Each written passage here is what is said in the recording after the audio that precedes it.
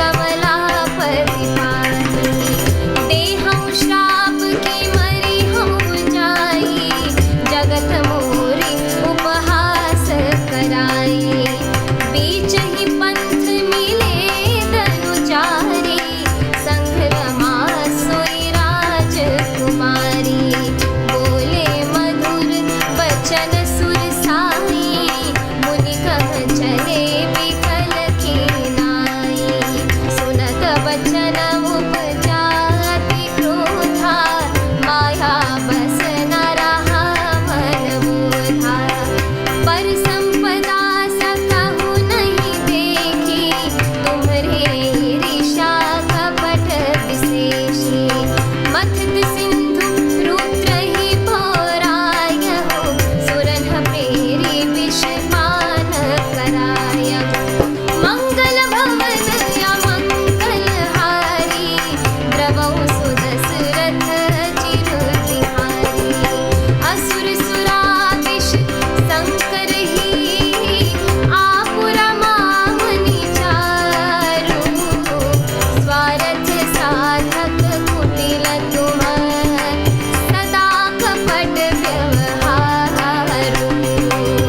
मंगल भवन या मंगल हारी, द्रवहु सुदशरथ चिर तिहारी। अर्थात जिस और नारद जी रूप के गर्व में फूले बैठे थे, उस और उसने भूल कर भी नहीं ताका।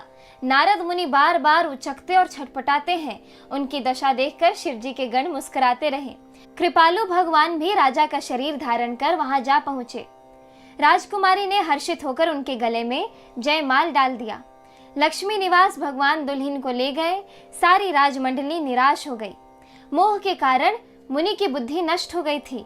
इससे वे राजकुमारी को गई देख बहुत ही विकल हो गए, मानो गांठ से छूटकर मणि गिर गई हो।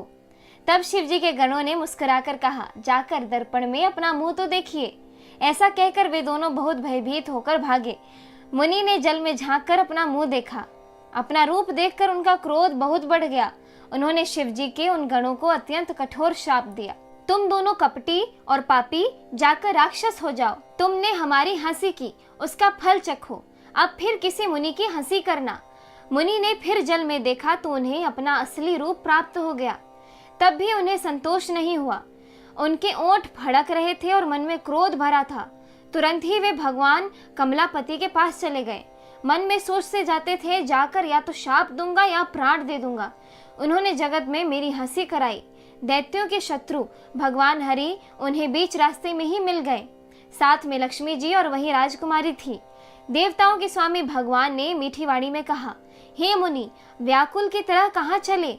ये शब्द सुनते ही नारद का क्रोध बढ़ गया। माया के वशीभूत होने के कारण मन में चेत नहीं रहा। मुनि ने कहा, तुम दूसरों की संपदा नहीं देख सकते। तुम्हारी ईर्ष्या और कपट बहुत है। समुद्र मथते समय तुमने शिव जी को बावला बना दिया और देवताओं को प्रेरित करके उन्हें विषपान कराया। असुरों को मदिरा और शिव जी को विष देकर तुमने स्वयं लक्ष्मी और सुंदर कौस्तुभ मणि ले ली।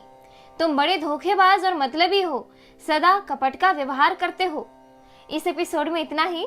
आगे की कथा सुनने के लिए कृपया मेरे YouTube चैनल को जरूर सब्सक्राइब कर लें। धन्यवाद।